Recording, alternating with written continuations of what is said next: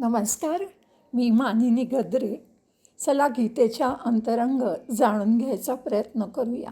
या ऑडिओची रचना आधी सांगितल्याप्रमाणे सुरुवातीला मूळ श्लोक, त्याचा मराठी अर्थ, नंतर संस्कृतचं सरळ वाक्य रूपांतर आणि त्याचा इंग्लिश अर्थ, नंतर ज्ञानेश्वरीतील माऊलींच्या ओव्यांचा मराठी सुलभ अर्थ आणि नंतर माझ्या दृष्टिकोनातून त्या श्लोकाविषयी मला काय वाटलं त्याचं विवरण. सर्वप्रथम आपण मूळ श्लोकाचा संधिविग्रह करून त्यातील प्रत्येक शब्दाचा मराठीत अर्थ पाहूया. ओम नमो भगवते वासुदेवाय. ओम श्री परमात्मने नमः. अथ नवमोऽध्यायः. राजविद्या राजगुह्ययोगः. श्री भगवान उवाच. इदं तु ते गुह्यतमं प्रवक्ष्याम्यनसूयवे. ज्ञानं विज्ञानसहितं यज्ञात्वा मोक्षसे अशुभात्. विज्ञानासहित ज्ञान कथन करण्याची प्रतिज्ञा करून परमेश्वर म्हणतात, हे अर्जुना, ते अनसूयवे, तुझं दोषदृष्टीरहित भक्ताला, इदं गुह्यतमं, हे परमगोपनीय, विज्ञानसहितं, विज्ञानासहित, ज्ञानं, ज्ञान, प्रवक्ष्यामि, पुन्हा मी नीटपणे सांगतो, तू की यज्ञात्वा, जे जाणल्यावर तू अशुभात, दुःखरूप संसारातून मोक्षसे, मुक्त होऊन जाशील. श्री भगवान म्हणाले, दोषदृष्टीरहित अशा तुला भक्ताला हे अतिशय गोपनीय विज्ञानासहित ज्ञान मी पुन्हा नीटपणे सांगतो. ते जाणल्याने तू दुःखरूप संसारापासून मुक्त होशील. राजविद्या राजगुह्यं पवित्रं इदमुत्तमं प्रत्यक्षावगमं धर्म्यं सुसुखं कर्तुमव्ययं. विज्ञानासहित ज्ञानाचा महिमा सांगताना परमेश्वर म्हणाले, इदम, हे विज्ञानासहित ज्ञान, राजविद्या, सर्व विद्यांचा राजा, राजगुह्यम, सर्व गोपनीय गोष्टींचा राजा, पवित्रम, अतिपवित्र, उत्तमम, अतिउत्तम, प्रत्यक्षावगमम, प्रत्यक्ष फल असणारे, धर्म्यम, धर्मयुक्त, कर्तुम सुसुखम, साधन करताना अतिशय सुगम, आणि अव्ययम, अविनाशी असे आहे. परमेश्वर म्हणाले, हे विज्ञानासहितचं ज्ञान, सर्व विद्यांचा राजा, सर्व गुप्त गोष्टींचा राजा, अतिशय पवित्र, अतिशय उत्तम, प्रत्यक्ष फळ देणारे, धर्मयुक्त, साधन करण्यास फार सोपे आणि अविनाशी असे आहे. अश्रद्धधानः पुरुषा धर्मस्यास्य परंतप अप्राप्य मां निवर्तन्ते मृत्युसंसार वर्त्मनी. त्या ज्ञानाविषयी श्रद्धा न बाळगणाऱ्या लोकांना जन्म मरणरूप असलेल्या संसार चक्राची प्राप्ती होते.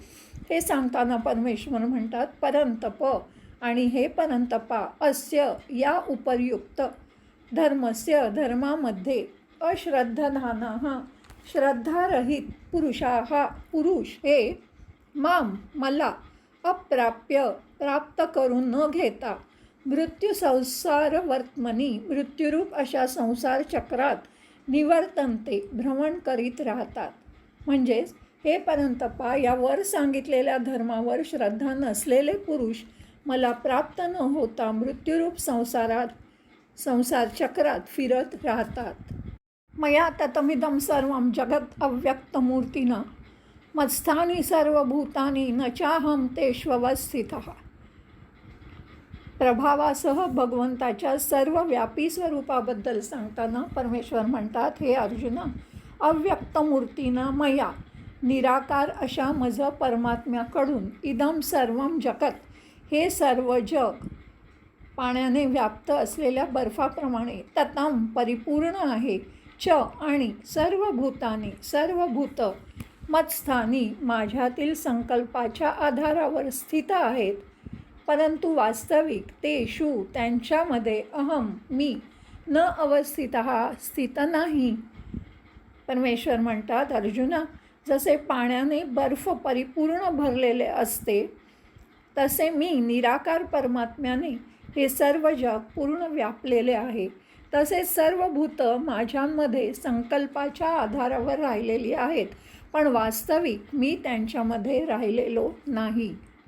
न च मत्स्थानि भूतानि पश्य मे योगमैश्वरम भूतभृन्न च भूतस्थो ममात्मा भूतभावनः. भूतानी तर ती सर्व भूतं मत्स्थानी माझ्यामध्ये स्थित नाहीत, परंतु मे माझी ऐश्वरम ईश्वरीय योगशक्ती पश्य पहा. भूतभृतच भूतांचे धारण पोषण करणारा आणि भूतभावनः च भूतांना उत्पन्न करणारा असतानाही मम आत्मा माझा आत्मा भूतस्थः न वस्तुतः त्या भूतांमध्ये स्थित नाही.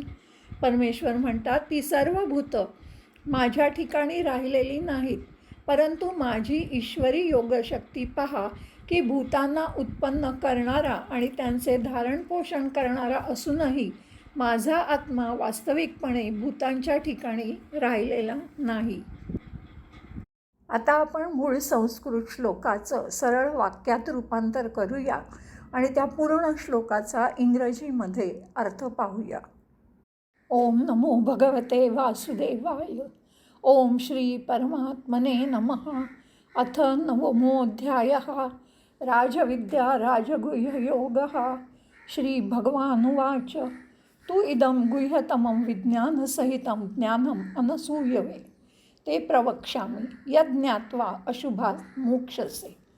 Lord Krishna said, I shall impart to you who are innocent, having no jealousy, the most profound knowledge combined with experience, not only theoretical but also coupled with experimental validation, realizing which you will be released from the inauspicious, that is bondage that restricts you to the earthly existence pertaining to the pleasures of the body.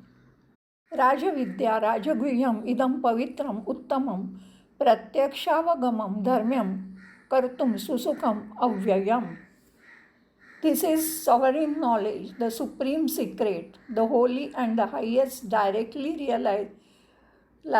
realizable, the essence of dharma, that is the founding principle of the healthy progressive life, easy to practice and imperishable.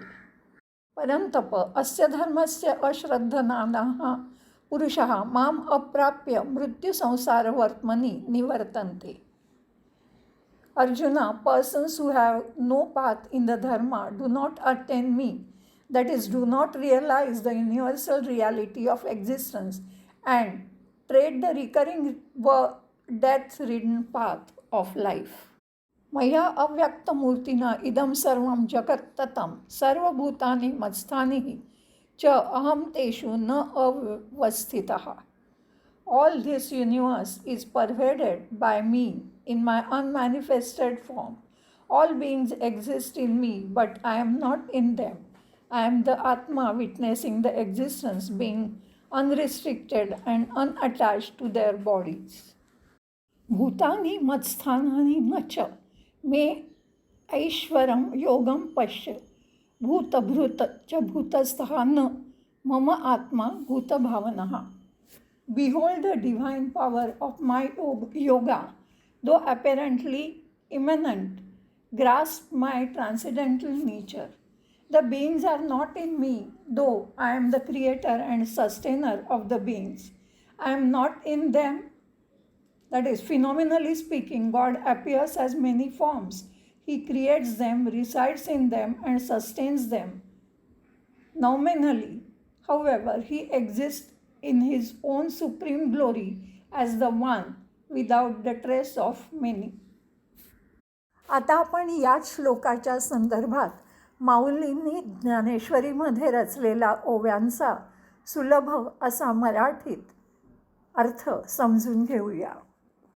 ओम नमो भगवते वासुदेवाय. ओम श्री परमात्मने नमः. अथ नवमोऽध्यायः. राजविद्या राजगुह्य योगः. ज्ञानेश्वर महाराज श्रोत्यांना म्हणाले, आता नीट लक्ष द्या, अवधान देऊ नका आणि मग तुम्हाला स्वर्गसुख मिळेल यात शंका नाही. हे मी प्रतिज्ञावचन तुम्हाला देतो. तुम्हा सगळ्यांच्या सर्वज्ञांच्या सभेमध्ये मी हे गर्वाने सांगत नाही आहे. तुम्ही संतजनांनी अवधान द्यावं अशी माझी लढिवाळपणाची विनंती आहे. तुमच्यासारखी श्रीमंत माहेरं लाभल्यावर लाड हौस लळ्यांचे सुद्धा लाड पूर्ण होतात. मनोरथांचे जे मनोरथ होतात ते सुद्धा निभ्रांतपणे पूर्ण होतात. प्रसन्नतारूपी मळा भराला येतो. आपल्या कृपादृष्टीने मी धन्य झालो आहे. थकला भागलेला मी सुखाने तुमची सावली बघून इथे लोळेल. सुखरूपी डोहा तुम्ही अमृताचे सुखरूपी डोह आहात. त्याची ओल आता मी स्वतःच्या इच्छेने मिळवू शकेन. मी तुमच्याशी सलगी करायला यावं तर मी कुठे जावं? इथेच मी तुमच्याशी सलगी करून शांत होईन. जर लहानसं मूल बोबडं जरी बोललं, वाकडी तिकडी वेडी वाकडी पावलं टाकली, तरीही त्याचं कौतुक करत समाधान आणि सुख मिळतं मातेला. तसंच तुमच्या संत सज्जनांची प्रीती मला लाभू दे. हीच एक इच्छा मनाशी धरून मी लढिवाळपण करणार आहे. एरवी तुम्ही सर्वज्ञ आहात, तुम्ही संतजन आहात आणि मी अजाण आहे. मी काय बोलू? शारदेच्या पुत्राला विद्या मिळवायला का घोकंपट्टी करावी लागते? किंवा काजवा कितीही मोठा असला तरी त्याचा सूर्यापुढे काय ताठा राहणार? अमृताच्या ताटामध्ये वाढायला कुठली पक्वान्न लागणार? स्वभावेच ज्याची किरणं शीतल आहेत त्याला वारा घालायला कशाला हवा? तसंच नादाला गायन काय ऐकवायचं, भूषणाला काय भूषण घालायचं, सुगंधाने कसला वास घ्यायचा, सागराने कुठे न्हायचं, सगळं आकाश पोटात घालेल अशी दुसरी कुठली वस्तू आहे का? तसंच अवधान तृप्ती होऊन चित्तामध्ये समाधान पाहून मुखाने धन्य उद्गार काढाल असं वक्तेपण कोणाला आहे? परंतु सगळ्या विश्वाला जो प्रकाशित करणारा सूर्यनारायण आहे त्याला काढवात लावून दिवा ओवाळू नये का भक्तिभावे? काढवात म्हणजे तुळशी वगैरेच्या काडीला कापूस गुंडाळून देवापुढे लावण्यासाठी जो काकडा करतात तो.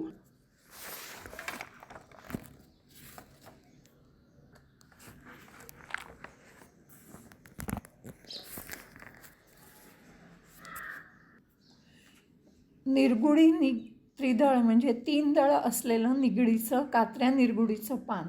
शंकराला बिल्वदल किंवा बेलाची पानं वाहतात. ती न मिळाल्यास निगडीची पानं वाहतात. तर जसं वडिलांच्या ताटामध्ये जेवायला बसतं बाळ आणि त्यातलाच घास देऊन वडिलांना देतो आणि वडीलसुद्धा तो प्रेमाने संतोषून आपलं तोंड पुढे करतो, तसंच मी जड बालबुद्धी तुमच्यासमोर बडबड करतो आहे. पण त्याच्यामुळे तुम्ही संतोषच पावाल, कारण हाच प्रेमाचा स्वभाव विशेष आहे. तुम्ही मला आपला म्हणून स्वीकारलं आहे, प्रेमभराने तुम्ही संतजनांनी मला स्वीकारलं आहे, म्हणून माझ्या सलगीचं तुम्हाला साहजिकच ओझं वाटणार नाही. जसं वत्स किंवा वासरू गाईला धेनूला सारखं ढुशा मारत राहिलं तर धेनू अधिकच पाना सोडते, तसंच संतजन तुमच्या प्रियाच्या रोषाचं प्रेमच द्विगुणित होईल, दुप्पट होईल आणि माझं लेकराचं वक्तृत्व ऐकून तुमचं झोपलेलं कृपाळित्व तुम्ही जागं करावं, म्हणूनच मी तुम्हाला म्हटलं की अवधान द्या. ज्ञानेश्वर महाराज म्हणाले, श्रोते हो, मी अज्ञान बालक आहे आणि तुम्ही सांगा मी तुम्हाला अवधान द्या म्हणणं हे खरं आहे का? खरं तर कोणी आढीत घालून चांदण्यांना पक्वदशा आणतं का? कोणी नभाला खोळ किंवा आवरण घालू शकतं का? वाऱ्याला कोणी गती देतं का? जळाला खूप पातळ करावं लागतं का? लोण्याला ढवळावं लागतं का घुसळावं लागतं का? गीतातत्व बघून लाजून माझा बोल मागे वळेल. अहो, जिथे वेदसुद्धा मौनावले, निवांत झोपले, त्या ठिकाणी मी मराठीत गीतार्थ कसा बोलू? माझा काय अधिकार आहे? मी ही अशी तीव्र इच्छा करतोय, एकच आशा धरून की आपलं प्रेम संपादन करून गीतार्थ धिटाईने सांगीन. तर चंद्राहून स्वभावाने शीतल असलेलं, जे अमृताहूनही शीतल आहे, असं गीतार्थ तुम्हाला जगवेल. अवधान देऊन कृपेने माझा मनोरथ तुम्ही पूर्ण करा. तुमच्या कृपादृष्टीचा सर्वथा जेव्हा माझ्यावर वर्षाव होईल, तेव्हा माझ्या बुद्धीत सर्व अर्थाचं पीक पिकेल, निशंकपणे पूर्णपणे पिकेल. मग ज्ञानांकुर जर तुम्ही उदासीन राहिला तर मात्र आलेले ज्ञानांकुर सुकून जातील. अवधानरूपी जेव्हा खाद्य वक्तृत्वाला मिळेल, तेव्हा ते वक्तृत्व पुष्ट होईल आणि वक्त्याच्या अक्षरांनासुद्धा कोंब फुटतील आणि त्याच्यातून स्वच्छंदाचे, प्रमेयांची, उदाहरणांचा अर्थ बोलाची वाट अर्थामध्ये प्रकट करत अभिप्राय देत प्रकट होतील. मग अभिप्राय अशा एकातून एक निघत जातील आणि भावरूप फुलांचा सुगंध बुद्धीवर सहज यायला लागेल. म्हणून संवादरूपी अनुकूल जर वारा वाहील तर साहित्याचे रसपूर्ण जे मेघ आहेत ते अंतरंगामध्ये निश्चितच चांगला वर्षाव करतील. आणि जर श्रोत्यांनो तुम्ही दुर्लक्ष केलं तर जो रस मांडलेला आहे तो निघून जाईल, त्यातलं निरस होऊन जाईल. जसं चंद्रकांत मणी द्रवण्यासाठी चंद्रकांत मण्याचं द्रवणं हे चंद्राचं कौशल्य असतं, तसंच वक्त्याचं वक्तृत्व जर श्रोता सावधान नसेल तर ते नाहीसं होतं. श्रोत्यांतच ते कौशल्य आहे की वक्त्याकडून चांगलं वक्तृत्व बाहेर पडावं. आणि म्हणून तांदूळांनी विनवायचं असतं का की आम्हाला गोड करून खा? कळसूत्री भावनींनी सूत्रधाराला प्रार्थना करायची असते का की तू कसं नाचव? तिच्यासाठी तो तिला नाचवत असताना स्वतःची कला वाढवत असतो. म्हणूनच मला काय कारण आहे, काय गरज आहे की तुम्हाला म्हणावं अवधान द्या? तर हे असं ज्ञानदेवांचं भाषण ऐकून निवृत्तीनाथ त्यांचे सद्गुरू म्हणाले, अरे ज्ञानदेवा, तुला काय झालं आहे? तू जे सगळं प्रार्थना केलीस ती आमच्यापर्यंत पोचली. आता गीतार्थाला प्रगट कर. देवानी नारायणींनी जे सार सांगितलं आहे ते सत्वर श्रोत्यांना सांग. आणि मग ते ऐकून निवृत्तीचा दास संतोषला. ज्ञानेश्वर महाराज उल्हास पावले आणि ते म्हणाले, संत सज्जनांनो, पार्थाला भगवंतांनी जे सार सांगितलं ते मी आता तुम्हाला सांगतो. श्री भगवान वाच, इदं तु ते गुह्यतमं प्रवक्ष्यामि अनसूयवे, ज्ञानं विज्ञानसहितं यज्ञात्वा मोक्षसे अशुभात. श्री भगवान म्हणाले, पार्था, तुला आता हे ज्ञान, माझ्या अंतरीचं गुज, जीवाचं गुज, गुप्त रहस्य, हे मी तुझ्या अंतराची खूण मी का उकळून दाखवतोय अशी तुला शंका येणं स्वाभाविक आहे. तरीसुद्धा हे जाणते आहे सुज्ञ अर्जुना, श्रवण करावं आणि समजून घ्यावं अशी पूर्ण आस्था तुझ्या ठिकाणी आहे. आम्ही जे जे सांगू ते तू जाणता असल्यामुळे त्याचा अनादर तू करणार नाहीस. जरी बोलणं घडलं नाही तरी ते बोलणं माझ्याकडून घडतं आहे आणि माझं गूढ रहस्य जे जपलेलं आहे ते मोडू दे आणि माझ्या जीवाचं जे गुज आहे, रहस्य आहे, त्याची उमज तुला पडू दे. जरी थानामध्ये किंवा आचळामध्ये गूढ दूध असलं तरी ते त्या आचळाला गोड लागत नाही. म्हणूनच तुझ्यासारखं अनन्य बालक मिळाल्यावर त्याला इच्छापूर्ती सुख मिळू दे.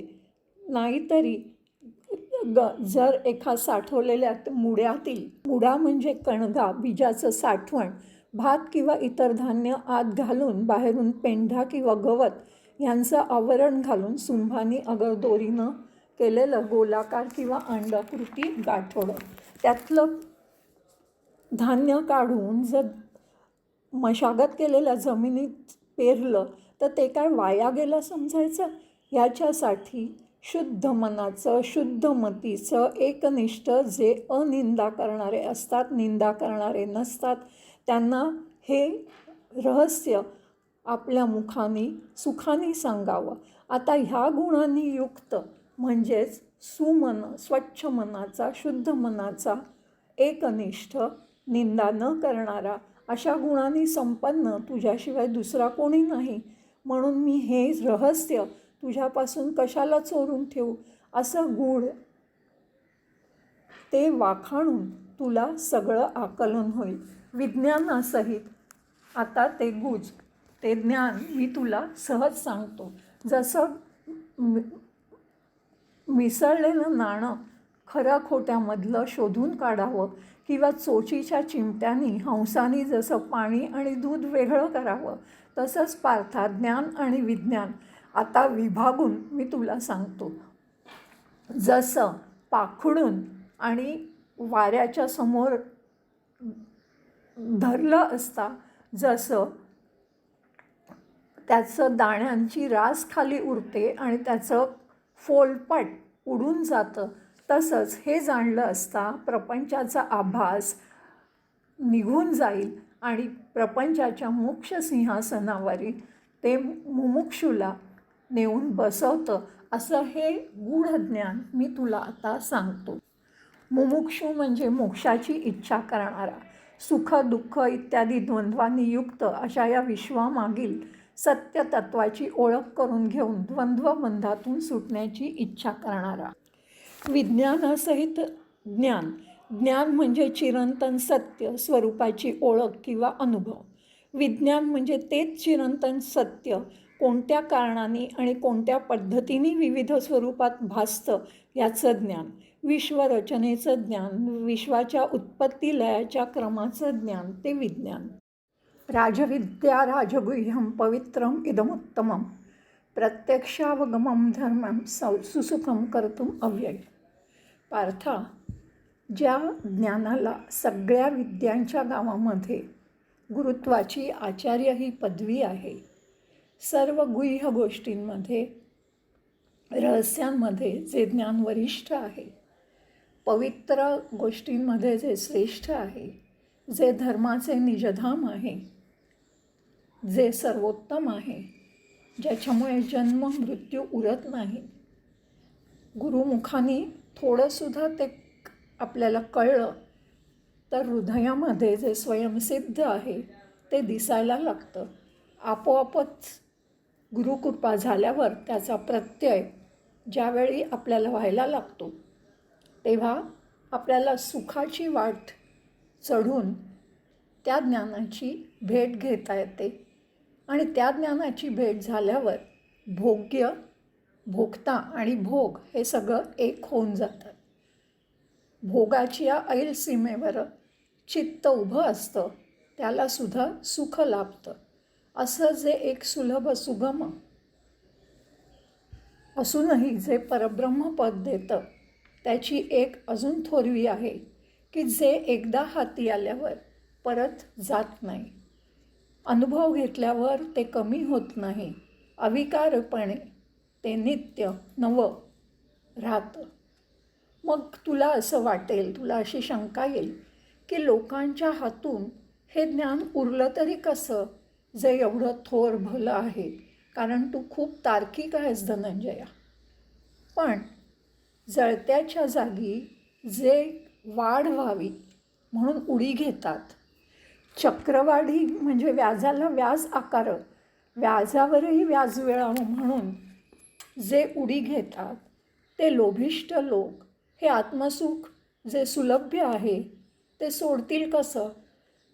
जे रम्य पवित्र आहे, जे सुखदायी मार्गाने मिळणारं आहे, जे सर्वश्रेष्ठ शास्त्रोक्ताचं ज्ञान आहे ते आपल्याच ठायी आपल्याला प्राप्त होतं. अवीट आणि शाश्वत आणि सर्वोत्तम असं हे सर्व अतिशय सुखमय आहे, तरीसुद्धा लोक त्याच्या प्राप्तीसाठी प्रयत्न करत नाहीत. तरीही लोक सोय सांडतात. अशी इथे शंका घ्यायला जागा आहे. पण तरीसुद्धा पार्था, तू आता शांत रहा. अश्रद्धधाना हा पुरुषा धर्मस्यास्य परंतप अप्राप्य माम निवर्तन्ते मृत्यू संसार वर्तमनी. पार्था, जसं त्वचेच्या पदराच्या आड शुद्ध आणि गोड असं दूध असलं तरी गोचीड जो असतो तो ते दूध न पिता रक्तच पिऊन राहतो, किंवा कमळाचा कंद तळ्यामाजी असतो तिथे बेडूक असतो, पण कमळातलं केसर मध भुंगे येऊन खातात आणि बेडकाला मात्र फक्त चिखलच उरतो. किंवा घरामध्ये धनाने भरलेला हंडे जमिनीत पुरलेले आहेत, पण दैवहीन किंवा दुर्दैवी जो असतो ते जाणत नाही. उपास करून तिथेच दरिद्री रडकं जीवन कंठत राहतो.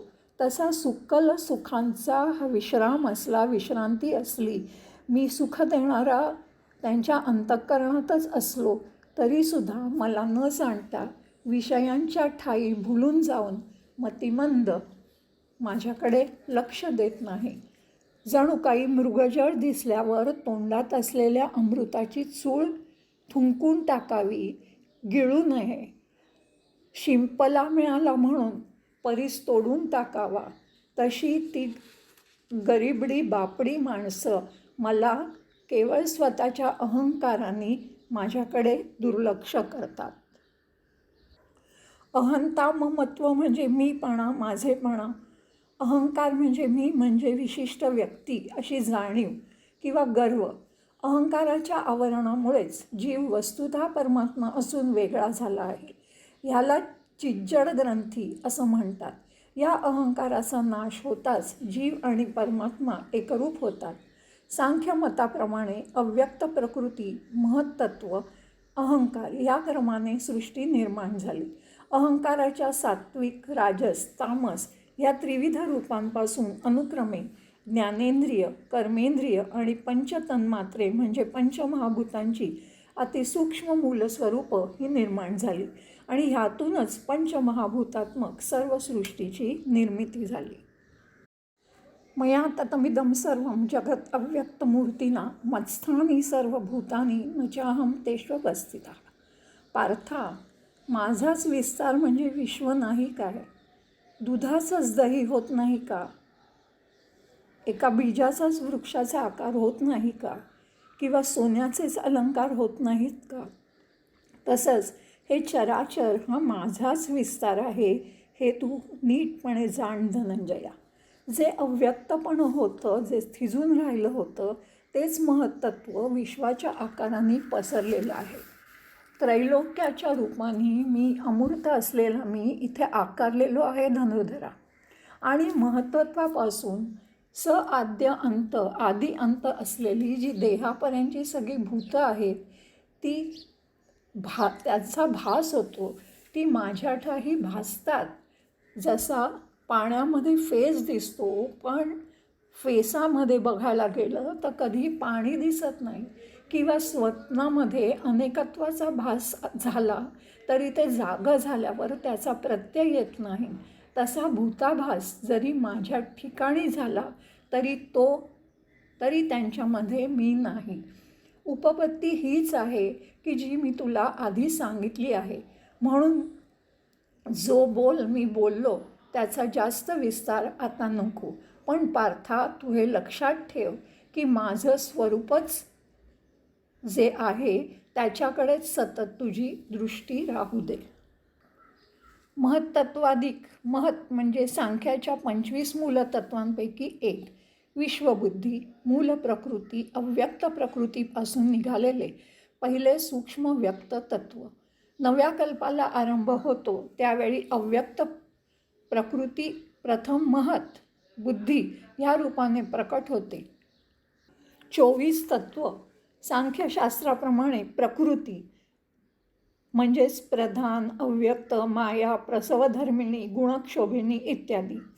दुसरं महत् किंवा बुद्धी म्हणजेच मती, ज्ञान, ख्याती, आसुरी इत्यादी. तिसरं अहंकार म्हणजेच अभिमान, तेजस इत्यादी. आणि 5 कर्मेंद्रिय, 5 ज्ञानेंद्रिय, 5 तन्मात्रा. तन्मात्रा म्हणजे मिसळ न होता शब्द, स्पर्श, रूप, रस आणि गंध या गुणांची निरनिराळी अतिसूक्ष्म मूळ स्वरूप. आणि 5 महाभूत आणि 25वे तत्व पुरुष किंवा ज्ञ म्हणजे द्रष्टा. अशी ही 24 तत्व. न च मत्स्थानि भूतानि पश्य मे योगमैश्वरम भूतभृन्न च भूतस्थो ममात्मा भूतभावना. पार्था, संकल्प सोडून पाहायला गेलं तर मायेच्या पलीकडे माझं रूप आहे. म्हणून माझ्या मते ही सर्व भूतं आहेत हे म्हणणंसुद्धा व्यर्थ आहे, कारण मी यथार्थ आहे. एरवी संकल्प रूप जे संकल्पामुळे संध्याकाळी डोळेसुद्धा बुद्धीचे डोळे मिटले जातात. म्हणून मी अखंडित असलो तरी संधी प्रकाशात किंवा कमी प्रकाशात मी भिन्न वाटतो. जेव्हा शंका जाते तेव्हा कळतं की ही साप नाही आहे तर ही दोरी पण आहे. तसंच संकल्प मनातून नाहीसा झाला, संकल्पाची संध्याकाळ गेली की मी सहज अखंड स्वरूपामध्ये आहे हे जाणतं. तू सांग मला की एरवी जमिनीमधून, मातीमधून आपोआप मडकी निघतात का? त्याची घडण, त्याची जडणघडण ही केवळ कुंभाराच्या बुद्धीतून होते. सागराच्या आत सांग तू मला की तरंगाच्या खाणी आहेत का? पण वाऱ्याचा संबंध आला की सागरावर तरंग उठत नाहीत का? तसंच धनंजया, कापसाच्या पोटामध्ये कापडाची पेटी असते का? तो कापड विणणाराच, विणकरच त्याचं वस्त्र नाही का बनवत? जरी वेगवेगळी अलंकार बनवले तरी मूळ सोनं तसंच असतं ना. घालणाऱ्याला, धारण करणाऱ्याला जरी वेगवेगळे अलंकार वाटले तरी मुळात ते सोनंच असतं.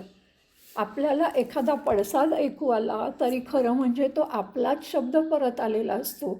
जे आपण आरशात बघतो ते आपलंच रूप असतं. तसंच माझ्या शुद्ध स्वरूपाच्या ठाई जो तो आपापल्या संकल्पानुसार वेगवेगळ्या भूतांची कल्पना करतो आणि मग त्याला भूतांचा आभास निर्माण होतो. आणि मायेचा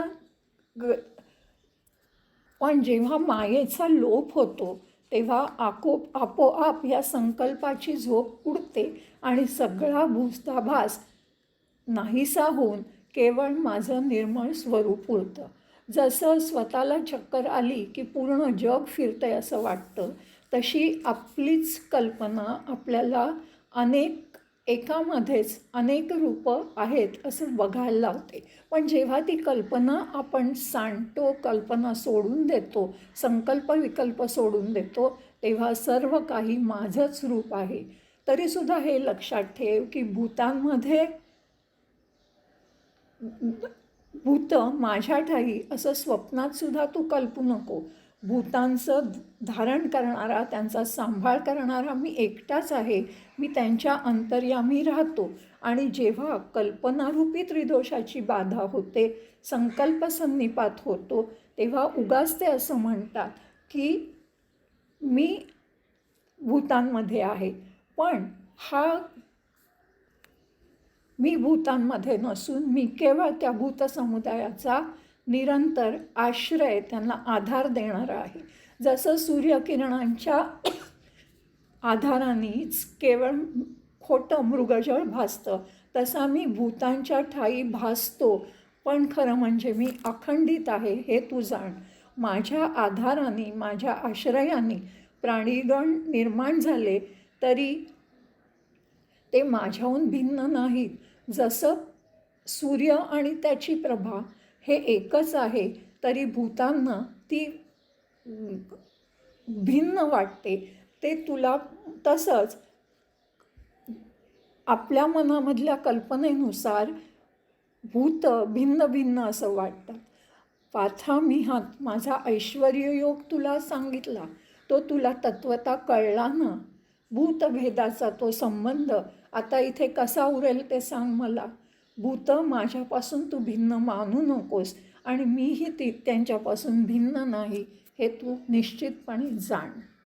आता या श्लोकाबद्दल माझ्या दृष्टिकोनातून मला काय वाटतं ते आपण पाहूया. अध्याय 9. राजविद्या राजगुह्य योग. याला अनन्य भक्ती योग असं सुद्धा म्हणतात. आता ह्या अध्यायाच्या नावाचा जरी विचार केला तरी आपल्याला या अध्यायाचं महत्त्व जाणवतं. राजविद्या म्हणजे विद्यांचा राजा. राजगुह्य म्हणजे गुप्त गोष्टींचा सुद्धा राजा. आणि पुढे परमेश्वर म्हणतात की हा अतिशय पवित्र आहे, उत्तम आहे. आणि प्रत्यक्षावागमम म्हणजे प्रत्यक्ष फळ देणारा आहे. सुसुखम म्हणजे करण्याससुद्धा सोपं. असं सगळे काही उपाय परमेश्वर याच्यामध्ये सांगत आहेत. म्हणून निश्चितच हा सगळ्या विद्यांचाही राजा आहे आणि परमेश्वर ते आपल्याकडे गुपित त्यांचं उघड करतायत म्हणून गुप्त गोष्टींचा सुद्धा हा राजा आहे. आता इथे 2 परमेश्वर म्हणतात की मी ज्ञान विज्ञानासहित तुला सांगतो अर्जुना.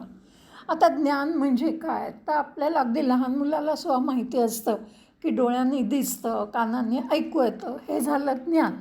पण विज्ञान म्हणजे काय की जे आपल्या का आणि कसं याचं एक्सप्लेनेशन आपल्याला देतं की डोळ्यांनी कसं दिसतं, कसे किरण पडतात, त्याची प्रतिमा कशी कुठे उमटते, किंवा कानांनी कसं ऐकू येतं, ध्वनिलहरी कशा जातात, त्या कशावर आपटून कसं त्याचं ज्ञान होतं, हे एक्सप्लेन करणारं ते विज्ञान.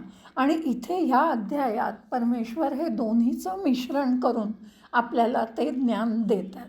परमेश्वर म्हणतात की खरं तर ज्ञान हे विज्ञानाचं अत्युच्च शिखर आहे आणि एकदा ज्ञान झालं की मग आपलं विज्ञानाची गरजही उरत नाही. सगळं अज्ञानसुद्धा नष्ट होतं आणि संकल्पामुळे जो विविधतेचा अनेकत्वाचा भास आपल्याला होत असतो सतत, तो नष्ट होतो. योगमायेचं जे आवरण आपल्या समोर पसरलेलं असतं ते दूर होतं आणि सगळं काही त्या परमेश्वराने परिपूर्ण आहे हे लक्षात येतं. एकदा अद्वैत म्हणजे दुसरं काही नाहीच, एकमेव तो आहे हे लक्षात आलं की सगळे संकल्प गळून पडतात आणि मग सर्व काही तो परमेश्वरच आहे हे अत्युच्च ज्ञान आपल्याला होतं. आता पहिल्या अध्यायामधले 2 शब्द मला अतिशय महत्त्वाचे वाटतात. पहिला म्हणजे अनसूयवे. अनसूयवे म्हणजे दोषदृष्टी रहित आणि दुसरं म्हणजे असीम भक्ती असलेला. आता दोषदृष्टी म्हणजे काहीही गोष्ट सांगायला गेलं तर त्याच्यामध्ये तुम्ही दोषदृष्टीने जर बघत राहिलात तर ती तुम्हाला कधीच पटू शकत नाही.